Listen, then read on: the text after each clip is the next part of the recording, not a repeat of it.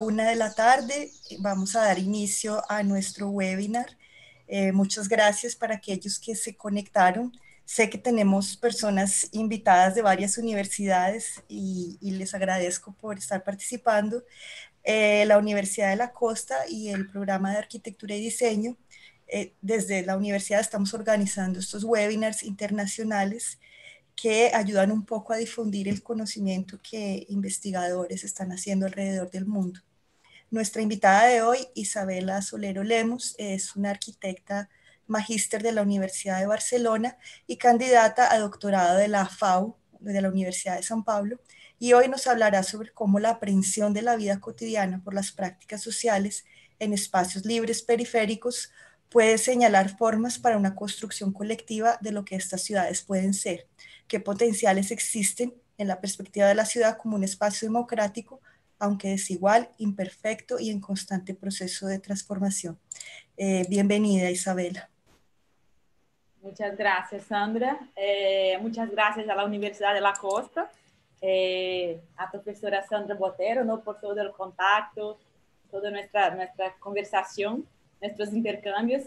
Y, por supuesto, muchas gracias a mi gran amigo, el profesor Samuel Padilla Llano, un súper compañero, un arquitecto que admiro inmensamente. Muchas gracias, Samuel, y a todos. Hoy voy a compartir con vosotros un poco de mi tesis de doctorado que estoy desarrollando en la Universidad de São Paulo. Estoy justamente en la mitad del proceso, el doctorado son 4 años y estoy justamente en la mitad, así que es un trabajo en proceso. Espero poder hablar con vosotros y escuchar a vosotros también al final. Y bueno, ese es el título del trabajo, ¿no? Apropiaciones públicas de espacios libres, una mirada sobre el cotidiano en las periferias de metrópolis latinoamericanas. Yo estudio 3 capitales, ¿no? Tres ciudades muy importantes, que son São Paulo, Bogotá y Ciudad de México. Hasta ese momento, yo he estudiado solo São Paulo. Ahora me toca, en la segunda parte del doctorado, me toca ir a Bogotá y Ciudad de México, si la pandemia me permite, me toca ir a Bogotá y Ciudad de México para hacer un trabajo más o menos similar a lo que hizo en São Paulo. Entonces, hoy voy a presentar un poquito de lo que estoy trabajando en São Paulo. Aquí es un sumario de lo que vamos a tratar ahora esta tarde. Primero explico un poco de lo que es una tesis de doctorado. Me imagino que muchos de vosotros ya sabrán, otros no, así que voy a contar un poquito. Luego hablaré un poco de Latinoamérica, de por qué estudiar Latinoamérica. Enseguida, por qué estudiar periferias, los conceptos de periferia, ¿no? ¿Qué se entiende por periferia? Y hago una aproximación a un territorio de estudio en concreto, que está em São Paulo, em um bairro que se chama Jardim Ângela, assim se diz em português, Jardim Ângela. É um bairro que está ao extremo sur da cidade de São Paulo, não? E aproximo mais todavia, hablando de uma calle nesse bairro que se chama Calle Francisco Sacco. E, por fim, termino fazendo uma espécie de reflexão sobre cartografias, sobre mapear. Al final somos arquitectos, ¿no? Entonces nos toca. Bueno. Entonces, empiezo por eso. ¿Qué es una tesis de doctorado? En Brasil, supongo que en Colombia será similar, la carrera de arquitectura y urbanismo dura 5 años. Luego se puede hacer un máster de 2 años, que foi precisamente o que hice eu em Barcelona com o professor Samuel e o professor Emílio também, éramos companheiros de classe em nosso máster. E depois, um curso de doutorado que são 4 anos mais. E estou em ele, agora mesmo. E para a tese de doutorado, eu comecei pensando em umas palavras que me pareciam importantes, no de temas que eu me gostaria de estudar, que eram América Latina, regiões metropolitanas, periférias, sistemas de espaços livres, cotidiano e apropriação pública. Então, com essas palavras, eu comecei a organizar um pouco como ia ser meu trabalho, a direcionar um pouco mais meu trabalho.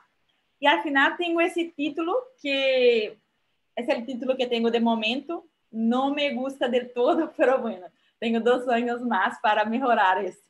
E esse é o título, não? Incluso desse webinar. E toda tese de doutorado tem uma pergunta principal, que é uma questão central, chamamos, que é a pergunta que tu vas a buscar contestar em tu tese. Em los 4 anos, eu tenho que responder a essa pergunta que me propus a contestar, não? E a pergunta central que direciona todo o meu trabalho é essa que está aí, e diz o seguinte: ¿hasta qué punto es posible entender una unidad en América Latina en lo que se refiere a las apropiaciones públicas de espacios libres en el cotidiano de las periferias de sus grandes metrópolis en la contemporaneidad? Essa é uma pergunta que parece muito complicada, muito difícil, pero al final, lo que me interessa é estudar os espaços públicos. Os espaços públicos em barrios marginales, barrios periféricos, em metrópolis. Me interessa entender como a configuração espacial influi em las atividades, em las práticas sociais cotidianas. Isso é o que me interessa, não? E luego, então, assim, não é um trabalho comparativo. Eu não tenho uma tabla de conceitos que vou comparar em São Paulo, Bogotá e Cidade de México. Não é assim. É mais um pouco interpretar e exponer esses 3 panoramas, dialogar sobre eles, essas situações, e, por certo, vinculá-las ao quadro general latino-americano. Não? Essa é a intenção. Vamos a ver qué va a pasar conmigo, pero esa es la intención. Y toda tesis de doctorado tiene una hipótesis, que es justamente lo que se imagina que sea la respuesta a la pregunta, ¿no? Entonces, yo tengo como una idea de respuesta para la pregunta central. Yo supongo que em la escala metropolitana, ou seja, na escala mais ampla, essas 3 situações são similares. Porque eu creio que os processos econômicos, os processos políticos, incluso o contexto histórico que têm essas cidades e esses países, les aproxima. E, ao final, isso se refleja também no modo de vida das pessoas. Em la escala de barrio, que é um pouco mais cercana, supongo que as diferenças já começam a aparecer. E em la escala del peatón, em la escala ali de la calle, la escala de las personas, aí eu creio que é muito distinto, porque a cultura se manifesta de maneira mais forte, os hábitos, e aí eu creio que vai ser muito distinto. Eu creio que o que vou encontrar em Bogotá e o que vou encontrar em México vai ser muito distinto nessa escala cercana das pessoas. Eu creio que vai ser muito distinto de lo que eu encontrar em São Paulo. Essa é minha hipótese. A lo mejor estou equivocada, não? Pero se estou equivocada, está bem também. Vai ser importante. E em uma tese de doutorado, há uns princípios metodológicos que te permitem investigar e chegar a conclusões, em chegar a tu objetivo. Então, de que maneira pretendo contestar a essa pergunta? Metodologia é algo que me encanta e eu poderia dar aqui com vocês por horas. Pero realmente eu vou falar de lo que mais de lo mais importante, que para mim é estar en el territorio. La inmersión en campo, ¿no? El encuentro con el territorio, allí que esa vivencia en el territorio se tensiona com fundamentos teóricos, não? Então, não é só a teoria. Eu não creio que é lendo livros que vou a chegar a onde quero chegar, pero tampouco é só estar em la calle, é como uma fusão de isso, não? Pero estar presente, viver, ter a experiência nesses territórios, estar presente, falar com gente, isso é fundamental. Não só para essa tese de doutorado, sino em qualquer trabalho de arquitetura, não? Eu sou bastante escéptica nesse sentido de que eu creio que não é possível fazer arquitetura desde de lejos. Se pode fazer coisas, pero não todo, não? Então, para mim, é muito necessário. Eu estava no barrio, em Jardim Ângela, 2 vezes a semana, por 6 ou 7 meses, me iba ali, e isso foi fundamental para fazer a tese, para desenvolver o trabalho. E, bueno, seguindo nosso sumário, por que estudar Latinoamérica? Há mil razões, não? Há muitos autores importantes que discutem Latinoamérica e eu creio que principalmente porque tem mais sentido para mim profundizar, intercambiar saberes, conhecimento, compreender as realidades urbanas de países que são vizinhos, que têm contextos históricos similares e que precisam se fortalecer juntos, estar unidos.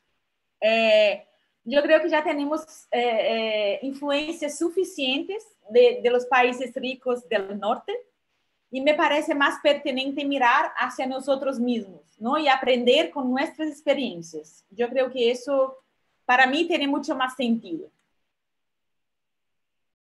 E por que estudar periferias? Pues, como estudante e como professora também, que sou, está claro que houve um inconformismo personal, que há um inconformismo personal meu sobre desigualdades e injustiças urbanas, que estão bastante presentes em nossos países. Eu creio que em Brasil, em Colômbia e em outros países da Latinoamérica, não? Isso é algo que sim temos em comum. Mas não é por um incômodo que eu estudo periférias, sino por uma questão que é bastante lógica, que é bastante concreta e que é uma questão totalmente urbana. Se tu miras a um mapa de uma metrópole brasileira qualquer, não especificamente de São Paulo, hein? Qualquer outra metrópole de Brasil, o que ocupa mais espaço é a periferia, muito mais que os centros ricos, onde vive a gente rica.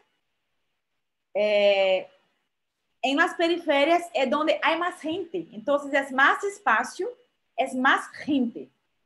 Então, para mim, essa é nossa realidade. A realidade das metrópoles de Brasil está em las periferias. Esse é o Brasil de verdade. Não é o Brasil que se vende de cidades super tecnológicas. Não é isso. A realidade do Brasil está na periferia. Esse é o Brasil de verdade.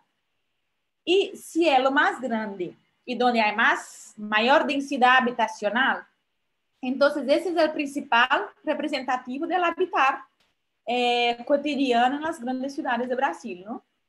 E agora me toca descobrir se isso é igual em Bogotá e Ciudad de México. Eu creio que sim. Minha hipótese é que sim.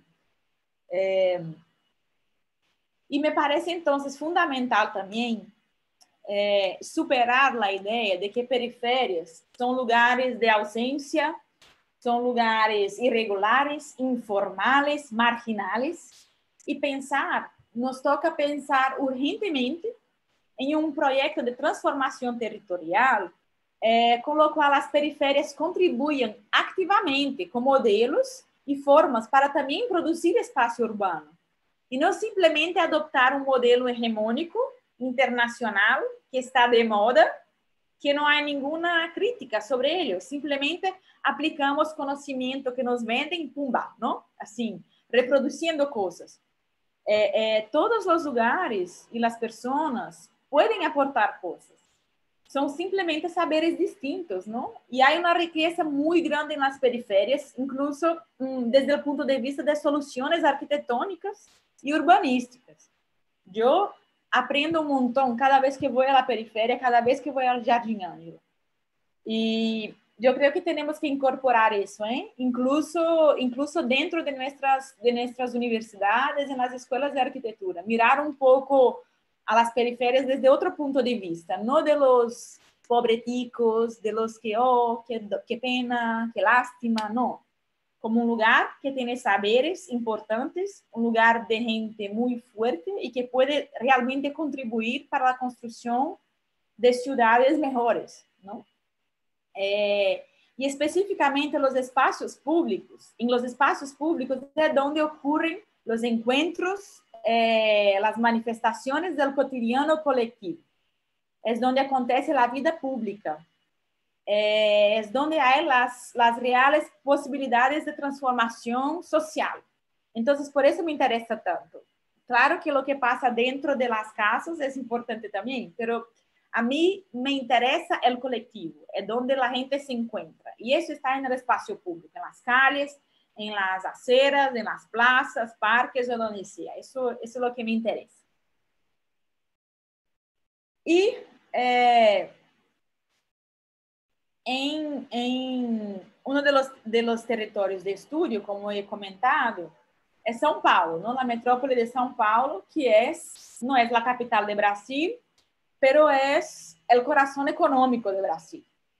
Una metrópole de casi 22 millones de personas. Y la expansión urbana de la ciudad de São Paulo se hizo de forma radiocéntrica. O sea, que tiene un centro grande, justo en el medio de la ciudad. Incluso en esa imagen se nota esa parte que es un poco más gris.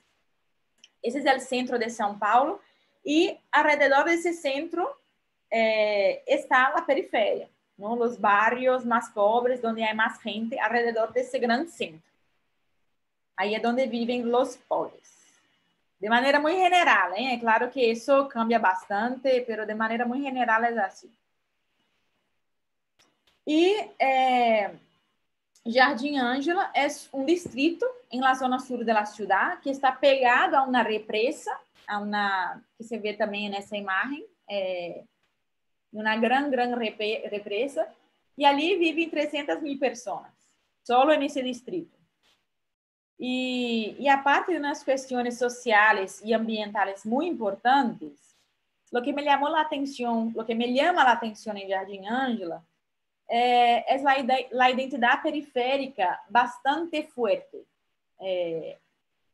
Y también las personas, la fuerza que tienen las personas de allí. Son personas que hacen 1000 cosas a la vez para ganarse la vida. Es impresionante. Y es un lugar donde hay muchos movimientos sociales, hay muchas organizaciones, muchos colectivos que actúan en el territorio y definen esos espacios a partir de ese histórico de lucha que siempre ha tenido ese distrito. Históricamente, siempre han tenido que luchar mucho para conseguir lograr cosas que son básicas, ¿no? Como agua potable, transporte público, enfim, esses problemas que já conhecemos, ¿no? É um lugar de relações bastante intensas, de muitos conflitos, claro, pero também de muita solidariedade e de muita diversidade.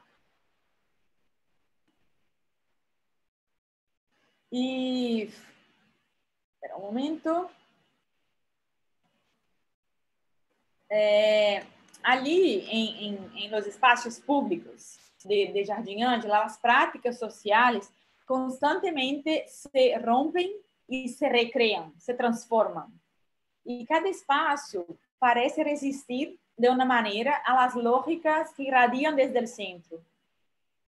E isso genera lugares que são bastante híbridos, que têm muitos matizes, que têm nuances, que são indefinidos. E isso é muito rico, não é um território que é fácil de ler, há muita coisa que se descobre vivendo, não? E aí há uma riqueza grande espacial.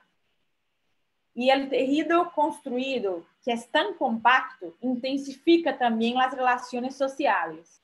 E, ao final, a vida coletiva ali parece ser mais aberta. la gente parece necesitar más uno de los otros, ¿no? Para lograr. Entonces yo tengo que contar con mi vecino para ayudar a cuidar de mi hijo, para que yo pueda trabajar, y luego el primo me ayuda a construir un poco más de mi casa. Hay una red de solidaridad que es necesaria, ¿no? Para sobrevivencia. Eso es muy lindo notar eso allí.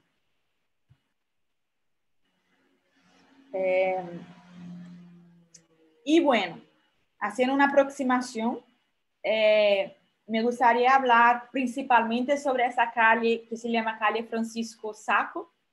Es una calle muy especial. En mi doctorado, de hecho, solo para explicar un poco, yo me profundicé en 4 situaciones espaciales. Algunas situaciones eran muy corrientes, muy cotidianas, y otras situaciones eran espacios específicos, espacios únicos, ¿no? Y me gusta esa situación de la calle Francisco Sacco porque tiene un poco de las dos. Os voy a contar un poco por qué. En su cotidiano, essa calle es bastante común a muchas otras de allí del Jardim Ângela. Tiene uso residencial, con edificaciones autoconstruidas, de 2 o 3 plantas, todas muy pegadas, ¿no? Se puede ver ahí en la imagen que son edificaciones muy pegadas unas con las otras, de todos los lados. Y tiene un movimiento también relativamente tranquilo, lento, pero muy constante, ¿no? Con perros rodeando, vecinos hablando, escuchando música, peatones caminando, sujetando bolsos, llevando los niños al cole, siempre caminando en el medio de la calle, porque las aceras suelen ser muy estrechas e estão sempre ocupadas com coches, não? Sempre os coches têm que aparcar em la acera para que os outros possam passar e acceder. Então, os peatones caminham aí, tal qual está em la foto. Sin embargo, esse mesmo espaço de la calle é usado também como um lugar de ensaio de um bloco de carnaval que é bastante conhecido em la região. Vosotros sabéis que Brasil é um país que é muito conhecido por carnaval, que é uma fiesta que passa em fevereiro. E há blocos, chamamos blocos de carnaval, ¿no? Que são gente que se junta e empieza a tocar e, bueno, ensaiam juntos e luego, em carnaval, saem por la calle tocando música e vai a gente junto também. Em Colômbia, sei que há também um carnaval bastante conhecido, ¿no? Y bueno, entonces ahí en esa calle es donde hay ese ensayo de uno de los blocos de carnaval más conocido en toda la zona sur de São Paulo. Y el bloco, precisamente, tiene su nombre, se llama Bloco do Hercu. Hercu está vinculado al Jardim Herculano, ¿no? Que es el nombre del barrio que está dentro del distrito Jardim Ângela. Y ese barrio es la origen de la mayoría de los integrantes del bloque, ¿no? La mayoría vive allí. Y eso ya expresa un poco de su identidad, que está muy vinculada al territorio, está muy vinculada al lugar. Incluso las canciones que cantan, siempre hablando de Jardim Herculano, ese es nuestro sitio, aquí Herculano. Entonces hay esa vinculación de pertencimiento muy fuerte con el territorio de donde vienen. E esse grupo me chamou muita atenção também, porque é um grupo muito politizado, é um grupo muito comprometido socialmente, com uma posição política bastante clara e aberta, e com muita lucidez sobre a importância de seu papel ali, do papel que hacen ali, não? Que é de ocupar e levar as pessoas para as calles. No estar encerrada en casa con miedo, viendo la tele. No, llevar a la gente a la calle, promover cultura, ofrecer divertimento y ocio gratis, no tener que pagar, enseñar música a los jóvenes, integrar a los vecinos, profundizando sus relaciones, ¿no? De pertenencia al lugar. Entonces, fortalecer un poco esses laços. E precisamente por saber desse papel significativo que tem o bloco, os vecinos que vivem na calle Francisco Sacco han aceptado, porque podéis imaginar o ruído que hace, imagínate, 2 vezes a la semana, estão ali 3 horas, a música, a bateria, os tambores, tal, pero os vecinos têm consciência da importância que tem esse bloco para a comunidade, não? Tem um papel muito importante, então han aceptado que os ensaios sucederam ali com a condição de que terminaram hasta as 10 da noite e que sempre deixaram um espaço para os peatones passarem por ali, não? Para o fluxo de peatones. Outro pacto foi firmado com Fátima, que é uma senhora que vive na calle, sua residência está na calle, ela vive na primeira planta, e na planta baja está su bar, um bar pequenito, pero esse bar sirve como ponto de apoio ao bloco, não? Então, a gente que quer comer, beber algo, usar o banho, vai ali ao bar de Fátima. Então, tem um pacto, os músicos. E, por certo, essa calle, ela foi elegida. Por que essa calle, não? Porque vão ensaiar aí uma calle super comum, pequenita. Pero o maestro da bateria, cada bloco tem um maestro, não? Que conduz um pouco a bateria em carnaval, e o maestro vive ali. Então, em su parking, ou cocheira, ou não sei como olhar mais, o aparcamento, ali no apartamento desse chico, que é o maestro, ali é onde guardam os instrumentos. Todos os instrumentos estão ali. E também uns conos. Não sei se diz conos em espanhol, mas são como conos. E sacam os conos próprios da cocheira e põem ali na calle, em uma esquina e na outra esquina. Assim que delimitam a manzana para eles. Então, naquele momento, esse território é do bloco do ECU. E de quem mais queira unir-se, claro, então são todos muito bem-vindos, mas delimitam a calle, eles mesmos, e aquela calle agora é para isso, é seu território. Assim que a manzana, ela, nesse momento, ela é apropriada de outras formas, não mais o cotidiano, lento, tranquilo, não. Agora,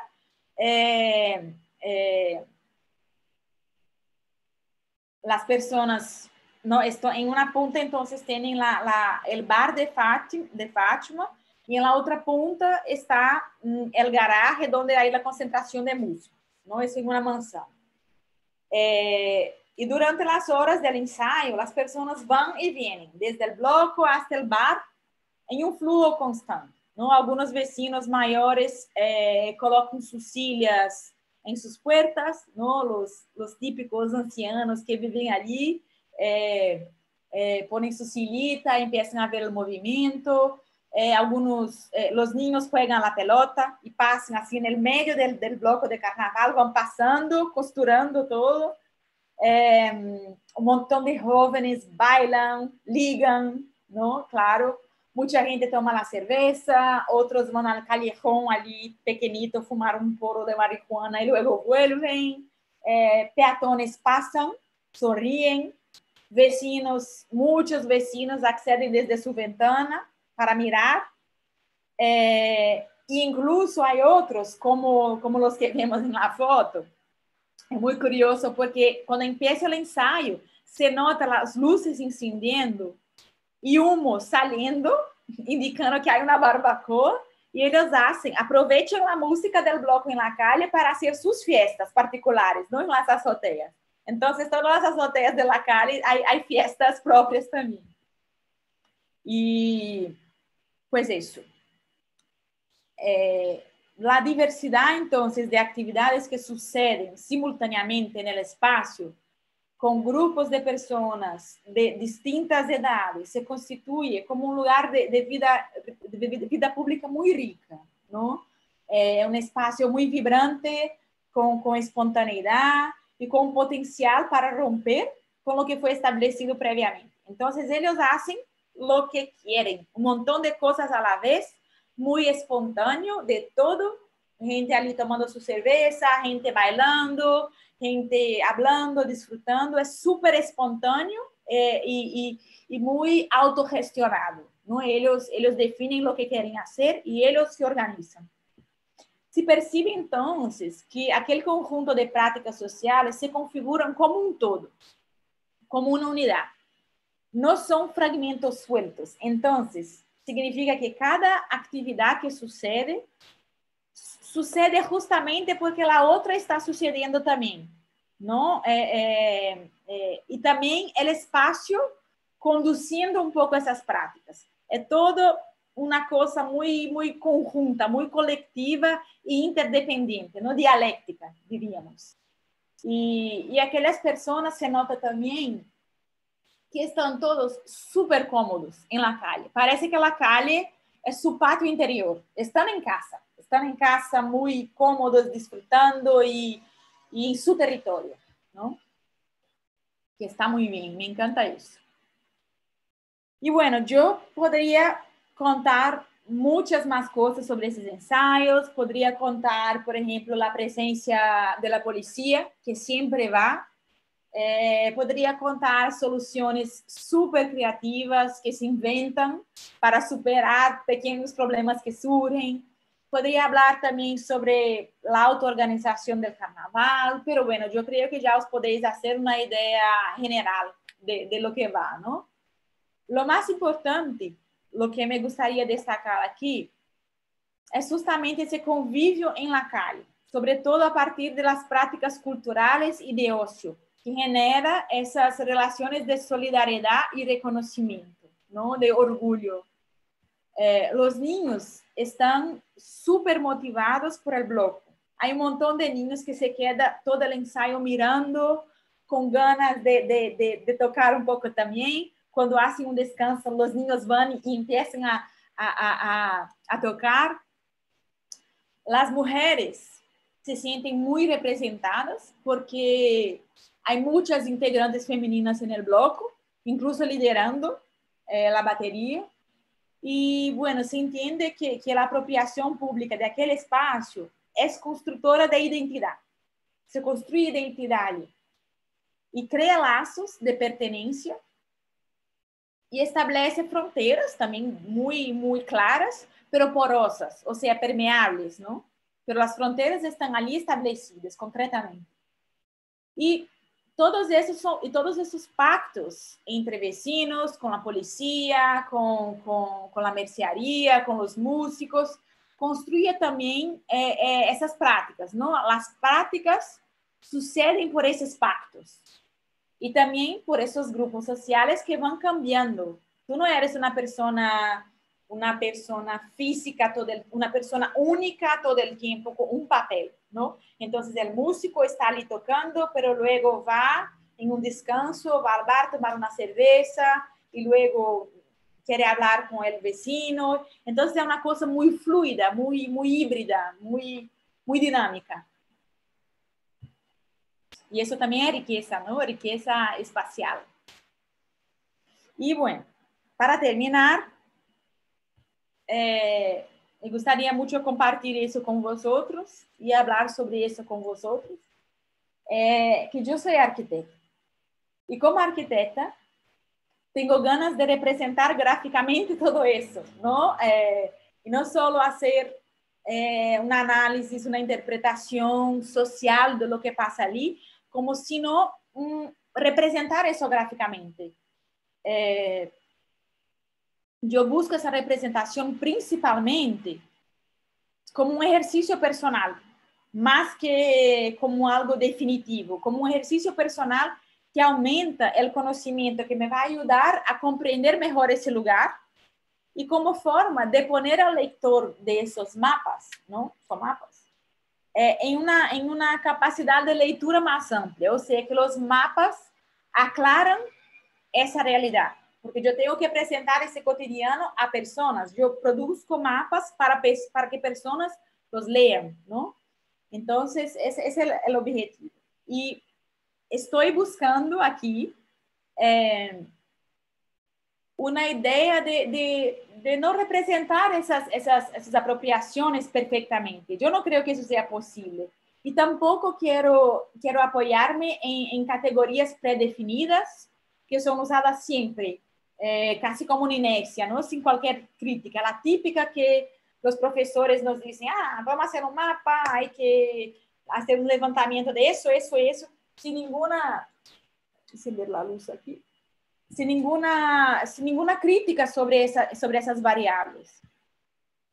Me gustaría pensar en aspectos más orgánicos, que son muchas veces invisibles a lo mejor, no son tan formales, tan concretos, pero nos permite percibir, yo creo que mirando esos aspectos más orgánicos, eles nos permitem perceber variáveis que não existem nesses mapas convencionais. Então, eu me estou propondo em meu doutorado, pensar em conceitos que são mais complexos, que são mais flexíveis, que são capazes de suportar cambios, suportar os movimentos, suportar as diferenças, las singularidades y en una experimentación constante, ¿no? No tiene sentido que apropiaciones públicas de lugares tan fluidos como ese, ¿no?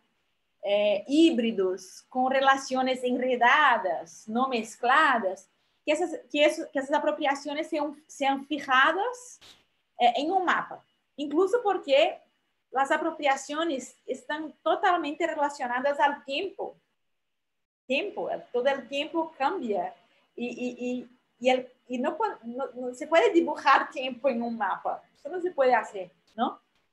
Por lo tanto, a mí me parece más importante pensar en los mapas como práctica. Por eso yo he usado mapear como un verbo, como acción, como práctica, como un acto que me enseña, ¿no? Y con él, el espacio va siendo percibido de otras maneras.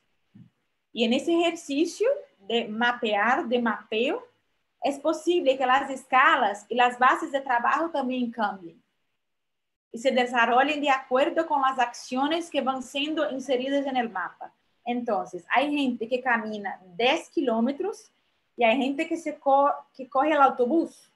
La percepción es distinta, obvio, ¿no? Entonces, la escala tiene que cambiar también. Y las bases también, por supuesto. Y no sé, es como si el mapa estuviera muerto. El mapa es un papel blanco muerto y nos toca a nosotros rellenar y poner vida en eso. Eso es lo que quiero. Eso es lo que me gustaría hacer. Poner vida en los mapas.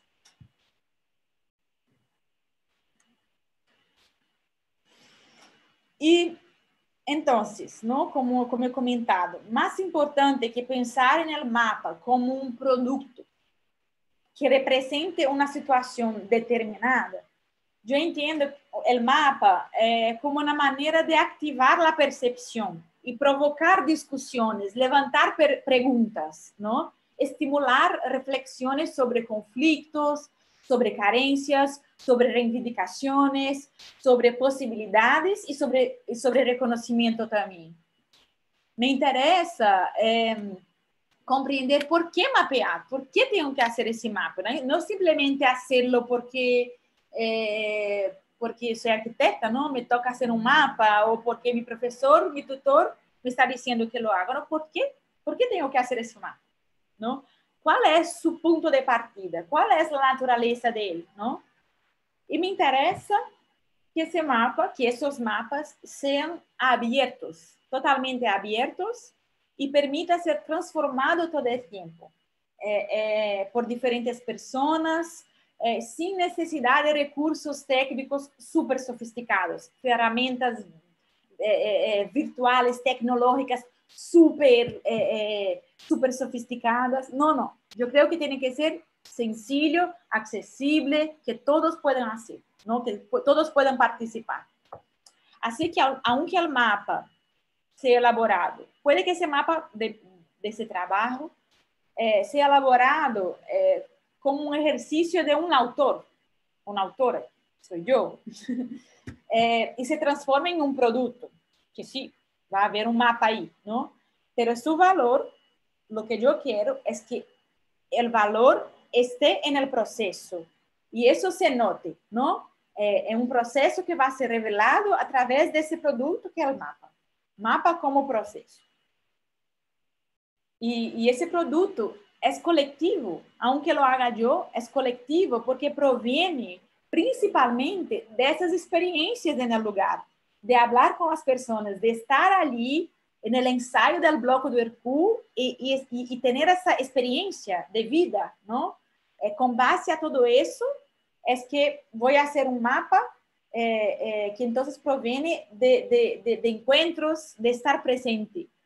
Por eso yo creo que yo creo en un mapear punto de una interacción, de una construcción colectiva y popular, principalmente popular.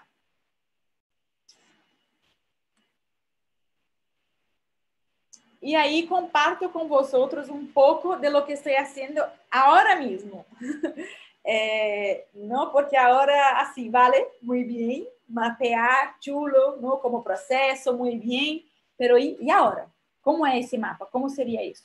É o que estou investigando precisamente nesse momento. E me toca partir de pensar em el contenido desse mapa, em variáveis possíveis. Então, eu creio, estou pensando agora mesmo em esses límites, em esses pactos, em fluidez, movimento, em bases, não, em proximidades. Estou pensando em identidade, em sonhos. Isso é o que estou pensando agora. E a partir dessas variáveis, construir uma cartografia com sentido, uma cartografia de complexidade, não? A lo mejor dentro de 2 años yo vuelvo aquí para hablar en la Universidad de la Costa y os contaré qué he descubierto al final, pero esos son los principios, ¿no? Esa es mi intención, ¿no? Para mapear. Y bueno, eso es lo que quería compartir con vosotros en esta tarde. Muchísimas gracias por escucharme. Y bueno, espero ahora hablar un poco con vosotros, ¿no? Dialogar un poco, escuchar. Muchas gracias, Isabela. Es muy, muy interesante lo que nos acabas de compartir.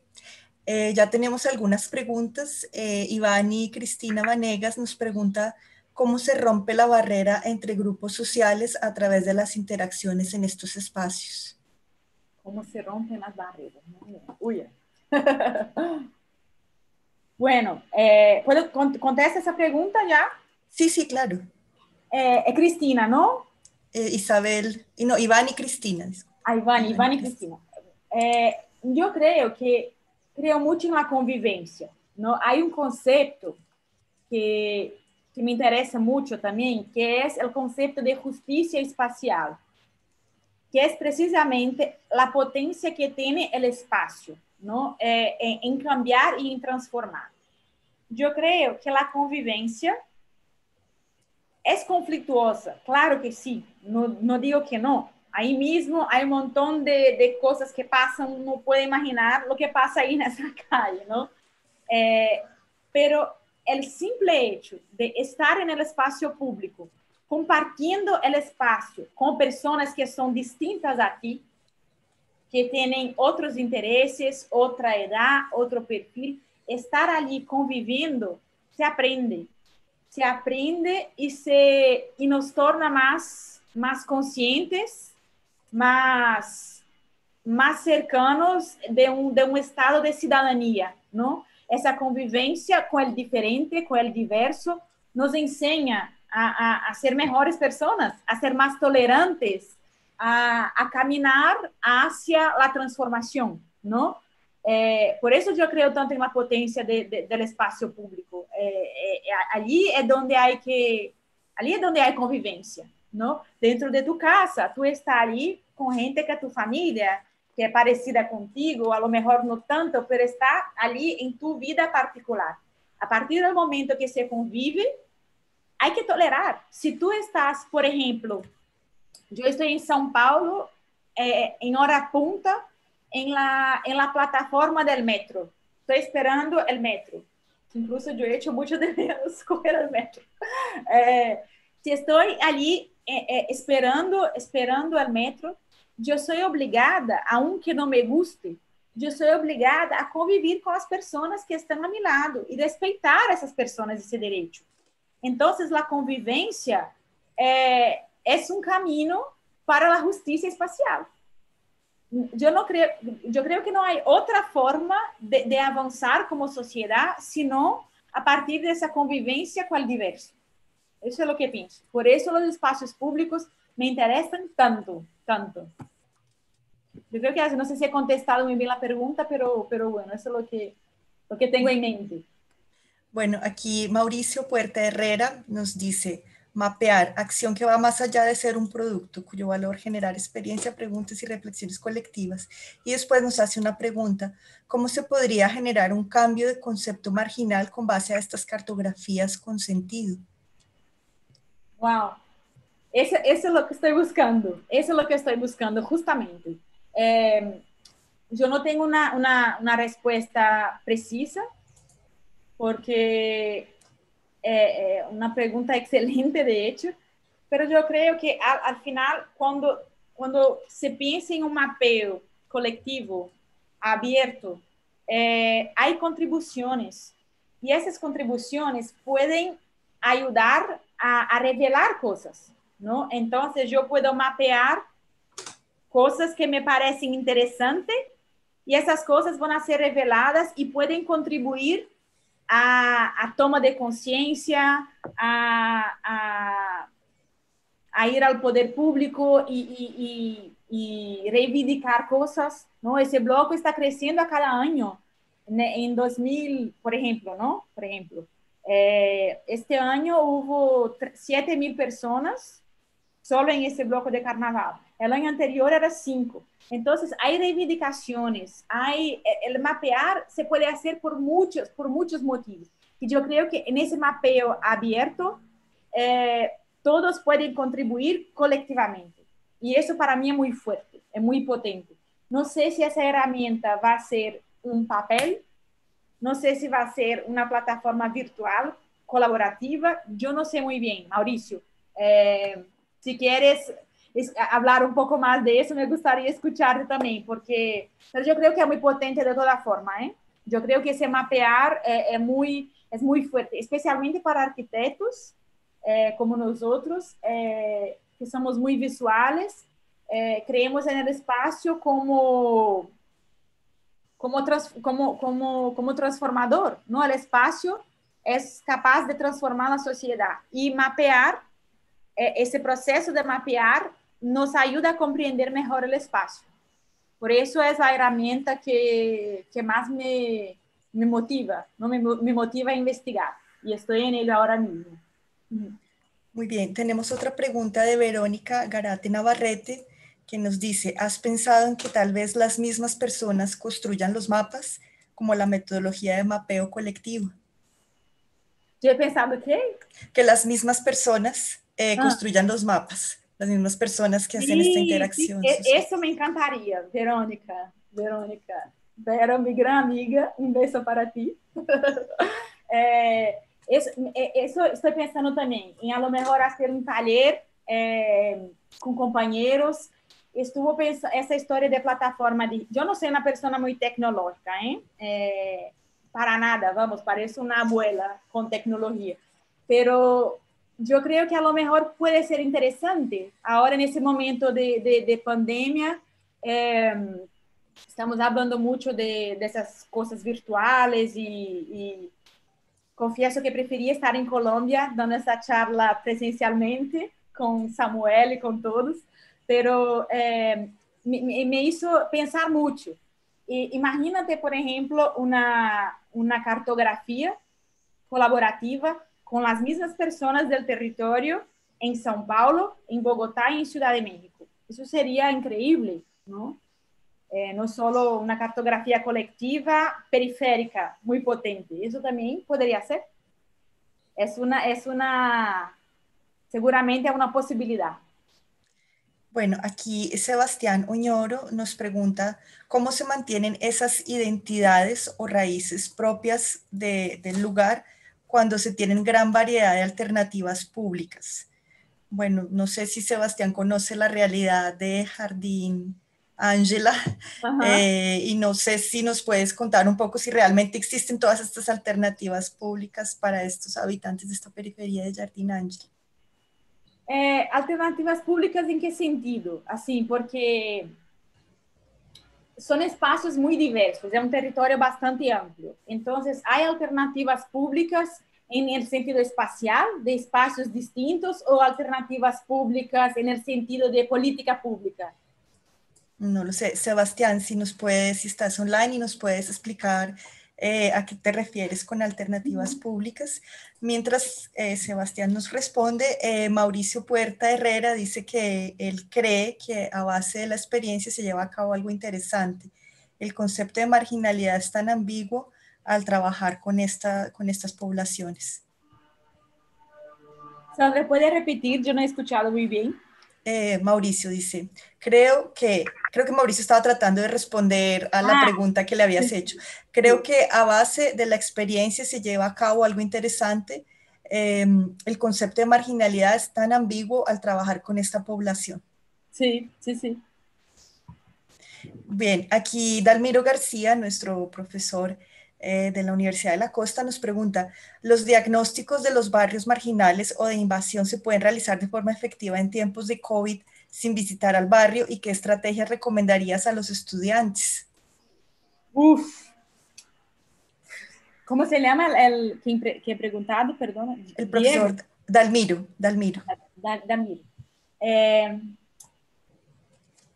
É, é muito contraditório, não? Porque eu creio que os arquitetos está inerente a nosso trabalho estar em el lugar. Desde lejos, claro que é possível absorver características. Claro, não? Há um montão de recursos atualmente, cada vez mais, que nos permite aproximar um pouco dessas realidades. Pero a percepção de estar ali me parece fundamental, muito fundamental. Então, de hecho, es una de las metodologías, ¿no? De lo que hablé en el comienzo, de que para mí eso ha sido absolutamente fundamental. Todo el tiempo yo iba al Jardim Ângela, volvía, estudiaba. Iba y confrontando siempre el campo con la teoría, ¿no? Y yo creo que hacer proyecto es igual. Desde lejos tú al final va a ser una cosa abstrata, no es totalmente real, porque si no se habla con las personas, si no vas, no tiene la percepción, porque la percepción va mucho más lejos de simplemente ver, es sentir el calor, escuchar los ruidos, hablar con las personas, es sentir entero, ¿no? Y eso para arquitectura, para un arquitecto, me parece fundamental para proponer cualquier cosa. Ahora mismo, yo no sé qué haría. Yo no, si tuviera que hacer un proyecto, yo creo que intentaría, porque claro, algo hay que hacer, ¿no? No podemos estar así con los brazos cruzados. Y a los estudiantes, yo siento muchísimo por los estudiantes de arquitectura en ese momento, que no pueden tener esas experiencias. Yo personalmente intentaría a lo máximo aproximar de las personas, realmente. A lo mejor intentar hacer llamadas, buscar escribir correos, plataformas, fóruns de charla. Intentaria aproximar a las personas para ter uma ideia um pouquinho mais completa do lugar, já que é o que toca. Não? Essa é a recomendação que daria aos estudantes. A parte de, claro, todas as ferramentas que temos já, Google Earth, não sei o que, todos os dados, não? Pero intentaria, não sei, isso, chamar e falar e telefonar, lo que sea, aproximar de las personas y discutir, ¿no? Tener charlas sueltas, que eso también es algo, ¿no? En mi trabajo no tengo un cuestionario. Yo voy y hablo con las personas lo que me quieren contar.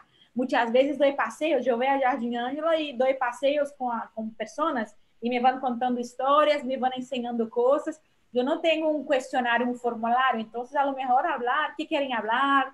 ¿Qué reivindicaciones tienen? Yo intentaría esa aproximación, porque realmente es muy, muy triste ser un estudiante de arquitectura en ese momento. Bueno, yo tengo una pregunta para hacerte y es, algún tiempo atrás yo hice una tesis de maestría sobre la creación de capital social a través de la creación de planes de participación. Wow. Y justamente la creación de capital social se da en esta convivencia, ¿no? En esto que tú dices, ellos tienen como unas redes sociales de apoyo que se construyen en esta convivencia, en estos espacios públicos.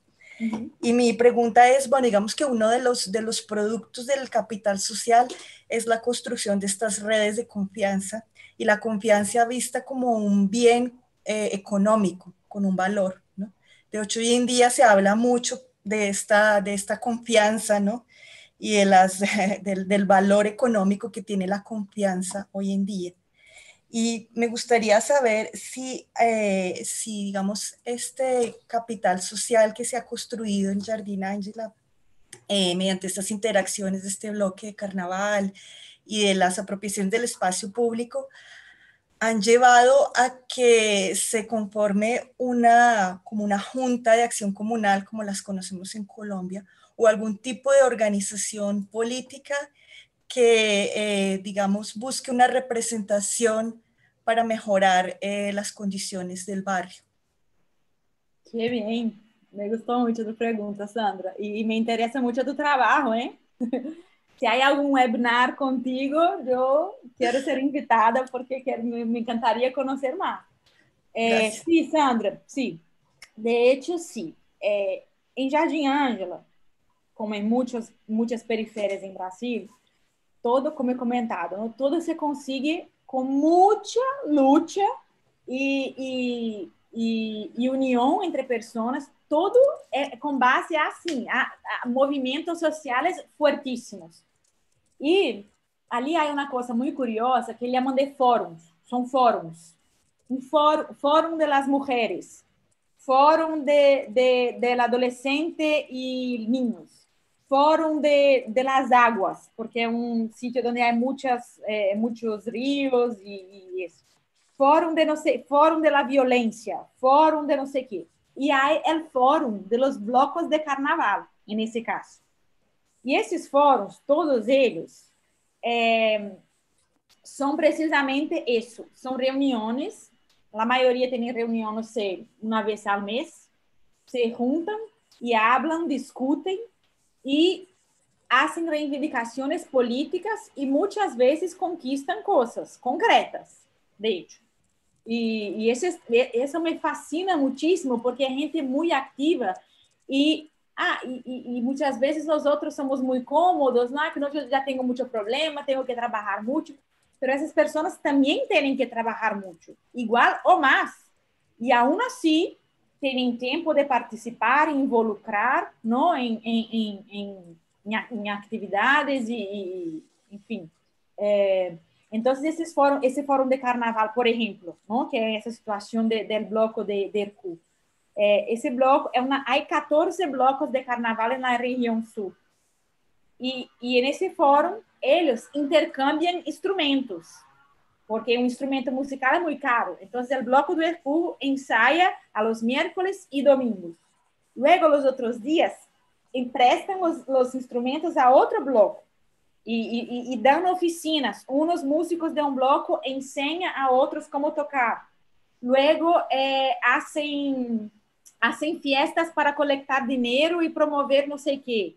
Vão juntos ao Ayuntamiento de São Paulo pedir patrocínio. ¿Se dice patrocínio? Patrocínio? Sí, sí, Sí, sí. Pedir patrocínio ao Ayuntamiento de São Paulo. Então, há essa rede concreta em Jardim Ângela, como te he dicho, de grupos distintos. As mulheres, por exemplo, ali, tristemente, há muita violência doméstica. Y ahora todavía más, ¿no? Creo que como en todo el mundo. Entonces las mujeres se juntan anónimamente y tienen soporte psicológico, soporte legal y consiguen muchas cosas también. Entonces son personas muy, muy activas. yo creo que no es en todos los lugares que hay personas tan activas como allí. O sí, no sé, no sé. En Brasilândia, por ejemplo, que tú conoces, sí hay. Brasilândia está en el extremo norte, ¿no? Allí también hay movimientos sociales muy fuertes y esa red muy potente, ¿no? Pero no sé si son todos los barrios. Incluso tengo muchas ganas de ir a Bogotá y estar en vivir, ¿no? Estar allí en un barrio y luego en Ciudad de México para ver si eso también pasa allí, pero sí que hay. Bueno, tenemos más dos preguntas antes de encerrar el webinar. Justamente Leonardo nos decía que si tú has podido encontrar alguna unidad en la diversidad, una unidad en la diversidad de estas periferias que estás estudiando. Sí, esa pregunta es buenísima. Sí, sí, hay una unidad. Eh, las periferias, de hecho, siempre uso el término periferias en plural, justamente porque no es una periferia, ¿no? Porque hay una tendencia de pensar en centro y periferia, como si todo fuera igual. Y hay una heterogeneidad impresionante, ¿no? Desde, desde índices muy concretos, como escolaridad, sueldo de la familia, la renta, cantidad de transporte público, la red de transporte. Hay diferencias muy significativas, pero yo creo que la unidad no significa homogeneidad. Unidad significa compartir características, pero no de una forma de simplificar, ¿no? Dentro de la unidad hay la diversidad. Y eso es muy bonito. Hay un filósofo, yo creo que Leonardo, no sé, yo recomiendo a Leonardo, si no conoce, un filósofo que trata muy especificamente desse tema, que é Edgar Morin, não? Um filósofo francês. E ele tem um livro que é um dos livros que mais me gustam, que se chama Introdução ao Pensamento Complejo. Creo que seria esse o título. Y habla justamente de eso. Entonces, sí, la unidad no se opone no se opone a la diversidad, ¿no? De hecho, la diversidad es que construye la unidad. Bien, aquí tenemos otra pregunta de Cindy Cuestas, que ella quiere saber cómo afecta este espacio público a las personas que habitan, qué duración tiene este efecto, nos pregunta, y que para ti, ¿qué sería un espacio bien público, bien proyectado, capaz de enriquecer la vida urbana y ayudar a las personas Wow. que lo habitan? Wow. Bueno, los ensayos, usted estaba preguntando sobre la frecuencia. Pasan 2 veces a la semana. Justo después de carnaval es un ensayo a la semana. Y desde septiembre, desde agosto, septiembre ya son 2 veces a la semana. O sea que es algo que siempre pasa, ¿no? Y cada vez más está ganando visibilidad y ellos quieren estar en la calle. Han ofrecido ya un salón de no sé qué, no sé, no, ellos quieren estar en la calle porque eso significa que la gente va a ver y eso va a estimular a las personas en muchos sentidos, ¿no? Y un espacio público ideal, yo creo que no hay contestación para esa respuesta, porque cada espacio, y es justamente eso lo que mi gran reivindicación con ese doctorado, es que justamente cada espacio es particular. Y hay que vivirlo, hay que mirar con mucho cuidado y no simplemente implantar y reproducir modelos que nos dan o que nos imponen, ¿no? Mirar al lugar a partir de sus dinámicas, a partir de ese lugar mismo, entender sus conexiones, sus relaciones sociales y espaciales, y a partir de eso proponer variables que van a generar un proyecto, que van a potencializar ese espacio público en concreto. Entonces, yo podría decir cosas que ya percibo de la calle Francisco Sá, con el bloco, ¿no? yo podría proponer un diseño para esta calle con base a mi experiencia y, por supuesto, contando con la colaboración de las personas que están allí, porque al final es para ellos, ¿no? No es mi proyecto, ¿no? Aunque yo soy la arquitecta, nunca es mi proyecto, ¿no? Entonces yo creo que cada lugar hay que mirar y estudiar, y por eso estamos en la carrera, por eso estudiamos tanto en la carrera, ¿no? 5 años siendo machacados, porque si fuera fácil, es solo tener una cartilla, ¿no? Un cardápio, un menú de soluciones ya listas, ¿no? ¿Quiere una casa? Vale, aquí está. Un parque, claro, aquí, mira, así. Y se va a implantar, no es así, ¿no? Entonces nos toca entender y comprender esos espacios y luego proponer. Pero sí que son espacios que tienen que promover diversidad, obvio, ¿no? La convivencia, que promovan actividades distintas, simultáneas, que no sean espacios que conducen demasiado a la gente a hacer cosas súper específicas y solamente ellas, sino que propone apropiaciones diversas, distintas, por muchos grupos, así que, pero cada uno es uno, ¿no? Bueno, antes de ceder la palabra a nuestro decano Samuel, que quería hacerte un par de preguntas, voy a hacer una pregunta que me parece muy interesante de Isamara Anturi, y ella nos dice, en el caso de Bogotá y Ciudad de México, ¿qué criterios para el estudio tendrás presente en la elección del barrio y de la calle? Te voy a decir la verdad. Yo no estoy ni un poco preocupada con eso. Ni un poco. Yo no sé en qué barrios voy, ¿eh? No sé todavía a dónde voy en Bogotá o Ciudad de México. Y eso no me preocupa para nada. Porque yo creo que todos los lugares tienen cosas que contar. Todos los lugares son importantes. Todos los lugares tienen historias, tienen conflictos, tienen relaciones y todos nos pueden enseñar cosas. Entonces, a cualquier barrio periférico que vaya a Bogotá, estupendo. Seguro que me va a encantar, porque seguro que tendrá un montón de cosas súper interesantes que me van a llamar la atención. Entonces, yo voy a elegir, al final, yo tengo contactos, claro, em universidade em Bogotá, universidades em México também, e hablando já com pessoas, professores, e eu vou a donde seja mais fácil de acceder, a donde tenha mais material, a donde eu pueda ser mais útil. Se puedo ser útil, estupendo, aí me encantaria, não? Então, qualquer lugar estaré encantada.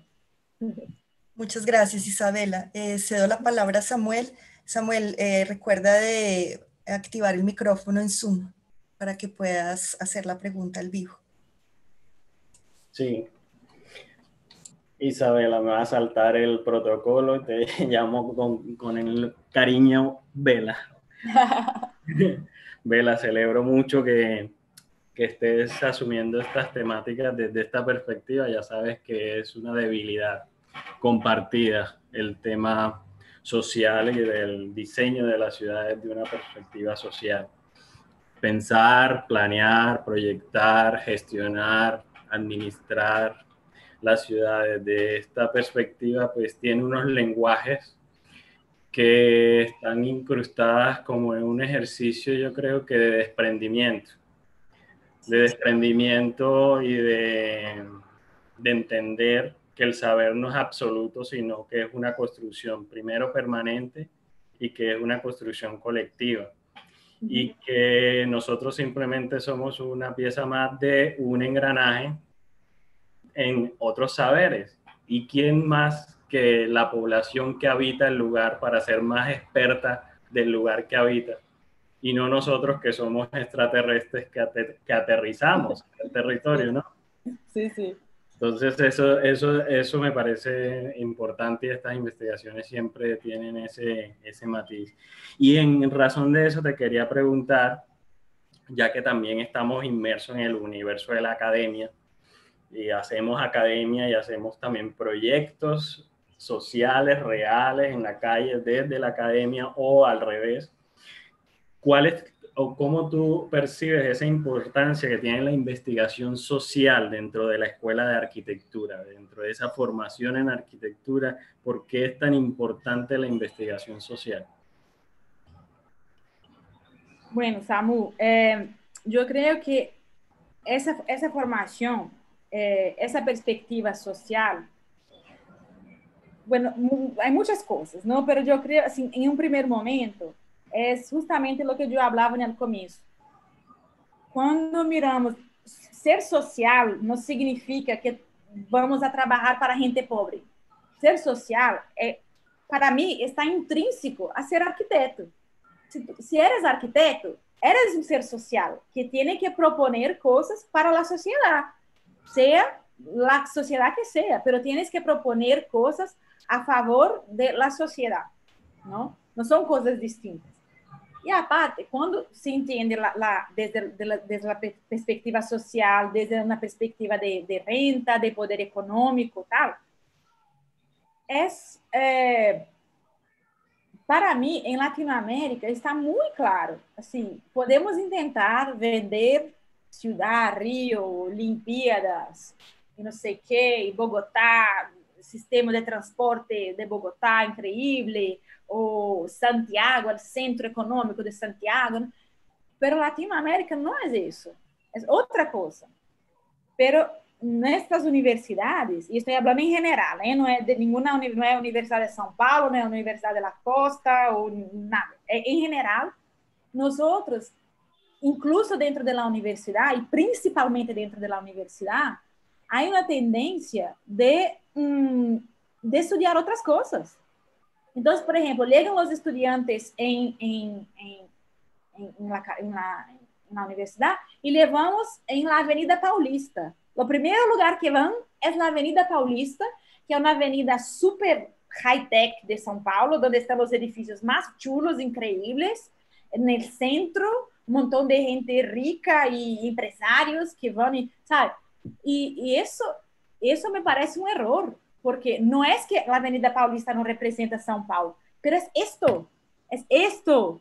E sempre metemos na cabeça dos estudantes um modelo de arquitetura modernista, e isso é bonito, ¿vale? Esse modelo de arquitetura modernista, clean, recto, todo perfeito, isso é arquitetura. O resto não é. Essas casas que eu he apresentado aqui, isso não é arquitetura, isso é outra coisa, isso é, eu que sei.